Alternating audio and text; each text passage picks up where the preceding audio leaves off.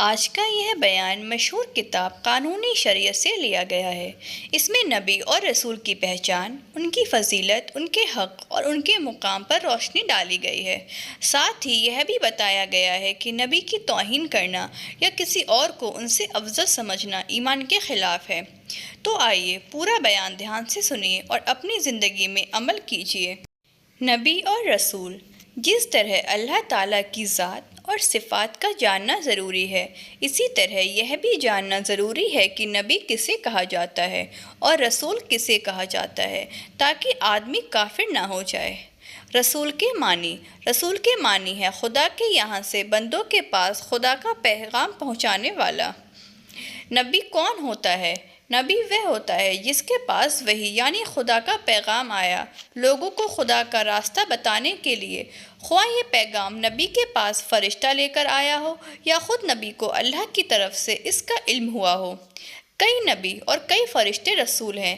نبی سب مرد تھے، نہ کوئی جن نبی ہوا نہ کوئی عورت نبی ہوئی۔ عبادت ریاضت کے ذریعے سے آدمی نبی نہیں ہوتا، محض اللہ تعالیٰ کی مہربانی سے ہوتا ہے۔ اس میں آدمی کی کوشش نہیں چلتی، البتہ نبی اسی کو بناتا ہے جس کو وہ اس لائق پیدا کرتا ہے، جو نبی ہونے سے پہلے ہی تمام بری باتوں سے دور رہتا ہے اور اچھی باتوں سے سنور چکتا ہے۔ نبی میں کوئی ایسی بات نہیں ہوتی جس سے لوگ نفرت کرتے ہیں۔ نبی کا چال چلن اور صورت حسب و نسب۔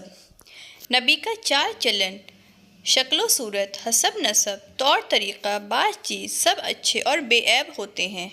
نبی سب آدمیوں سے زیادہ عقل مند ہوتے ہیں۔ بڑے سے بڑے حکیم فلسفی کی عقل نبی کی عقل کے لاکھوں حصہ تک بھی نہیں پہنچتی، اور جو یہ مانے کہ کوئی شخص اپنی کوشش سے نبی ہو سکتا ہے وہ کافر ہے، اور جو یہ سمجھے یہ نبی کی نبوت چھینی جا سکتی ہے وہ بھی کافر ہے۔ معصوم کون ہیں؟ نبی اور فرشتے معصوم ہوتے ہیں، یعنی کوئی گناہ ان سے نہیں ہو سکتا۔ نبی اور فرشتے کے علاوہ کسی امام اور ولی کو معصوم ماننا گمراہی و بد مذہبی ہے۔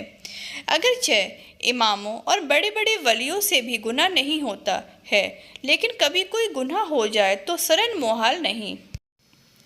اللہ کا پیغام پہنچانے میں نبی سے بھول چوک نہیں ہو سکتی، یہ محال ہے۔ نبی کی طرف تقیہ کی نسبت کا حکم۔ جو یہ کہے کہ کچھ احکام تقیتاً یعنی لوگوں کے ڈر سے یا کسی اور وجہ سے نہیں پہنچایا وہ کافر ہے۔ انبیاء تمام مخلوق سے افضل ہے، یہاں تک کہ ان فرشتوں سے بھی افضل ہیں جو رسول ہیں۔ ولی کو نبی سے افضل ماننے کا حکم۔ ولی کتنے ہی بڑے مرتبہ والا ہو، کسی نبی کے برابر نہیں ہو سکتا۔ جو کسی غیر نبی کو کسی نبی سے افضل مانتا ہو وہ کافر ہے۔ عقیدہ، نبی کی عظمت۔ نبی کی تعظیم فرضین بلکہ تمام فرائض کی اصل ہے۔ کسی نبی کی ادنیٰ توہین تکذیب کفر ہے۔ سارے نبی اللہ تعالیٰ کے نزدیک وجاہت و عزت والے ہیں۔ نبی کی حیات۔ انبیاء علیہ السلام اپنی اپنی قبروں میں اسی طرح زندہ ہیں جیسے دنیا میں تھے۔ اللہ کا وعدہ پورا ہونے کے لیے ایک آن کو انہیں موت آئی ہو، پھر زندہ ہو گئے۔ ان کی زندگی شہیدوں کی زندگی سے بہت بڑھ کر ہے۔ نبی کا علم۔ اللہ تعالیٰ نے انبیاء علیہ السلام کو غیب کی باتیں بتائی ہیں۔ زمین و آسمان کا ہر ذرہ ذرہ نبی کی نظر کے سامنے ہے۔ یہ علم غیب اللہ کے دینے سے ہے، لہٰذا یہ علم عطائی ہوا، اور اللہ تعالیٰ علم چونکہ کسی کا دیا ہوا نہیں ہے بلکہ خود اسے حاصل ہے، لہٰذا ذاتی ہوا۔ اب جب اللہ تعالیٰ کے اور رسول کے علم کا فرق معلوم ہو گیا تو ظاہر ہو گیا کہ نبی اور رسول کے لیے خدا کا دیا ہوا علم غیب ماننا شرک نہیں بلکہ ایمان ہے، کہ آیتوں اور حدیثوں سے ثابت ہے۔ عقیدہ، کوئی امتی زہد و تقویٰ، نیکی و پرہیزگار، طاعت و عبادت میں نبی سے نہیں بڑھ سکتا۔ انبیاء سوتے جاگتے ہر وقت یاد الہی میں لگے رہتے ہیں۔ عقیدہ، انبیاء کی تعداد مقرر کرنا ناجائز ہے، ان کی پوری تعداد کا صحیح علم اللہ ہی کو ہے۔ انبیاء کے رتبے۔ حضرت آدم علیہ السلام سب سے پہلے انسان ہیں، ان سے پہلے انسان کا وجود نہ تھا۔ سب آدمی انہی کی اولادیں ہیں اور یہی سب سے پہلے نبی ہیں۔ اللہ تعالیٰ نے ان کو بے ماں باپ کے مٹی سے پیدا کیا اور اپنا خلیفہ بنایا۔ تمام چیزوں اور ان کے نام کا علم دیا۔ فرشتوں کو حکم دیا کہ آدم کو سجدہ کرو، سب نے سجدہ کیا سوائے شیطان کے، اس نے انکار کیا اور ہمیشہ کے لیے ملعون و مردود ہوا۔ حضرت آدم علیہ السلام سے لے کر ہمارے پیارے نبی محمد رسول اللہ صلی اللہ تعالیٰ علیہ وآلہ وسلم تک بہت نبی آئے۔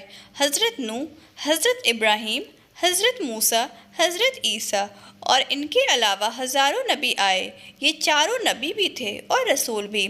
سب سے آخری نبی اور رسول ساری مخلوق سے افضل، سب کے پیشوا، حبیب خدا، ہمارے پیارے آقا حضرت محمد مصطفیٰ صلی اللہ تعالیٰ علیہ وسلم ہیں۔ آپ کے بعد کوئی نبی نہ ہوگا۔ جو شخص ہمارے نبی کے بعد یا آپ کے زمانے میں کسی اور کو نبی مانے یا نبوت ملنی جائز جانے، وہ کافر ہے۔ ہمارے نبی کی خاص فضیلتیں اور کمالات۔ اللہ تبارک و تعالیٰ نے ہمارے حضور کو تمام جہاں سے پہلے اپنے نور کی تجلی سے پیدا کیا۔ انبیاء، فرشتے، زمین، آسمان، عرش، تمام جہان کی حضور کے نور کی جھلک سے بنایا۔ اللہ یا اللہ کے برابر والا ہونے کے سوا جتنے کمال، جتنی خوبیاں ہیں، سب اللہ تعالیٰ نے ہمارے حضور کو دے دیا۔ تمام جہان میں کوئی کسی خوبی میں حضور کے برابر نہیں ہو سکتا۔ حضور افضل خالق اور اللہ تعالیٰ کے نائب متعلق ہیں۔ حضور تمام انبیاء کے نبی ہیں اور ہر شخص پر آپ کی پیروی لازم ہے۔ اللہ تعالیٰ نے اپنے تمام خزانوں کی کنجیاں حضور کو بخشی۔ دنیا اور دین کی سب نعمتوں کا دینے والا خدا ہے اور بانٹنے والے حضور ہیں۔ اللہ تعالیٰ نے آپ کو معراج عطا فرمائی، یعنی عرش پر بلایا، اپنا دیدار آنکھوں سے کرایا، اپنا کلام سنایا، جنت، دوزخ، عرش، کرسی وغیرہ تمام چیزوں کی سیر کرائی۔ یہ سب کچھ رات کے تھوڑے سے وقت میں ہوا۔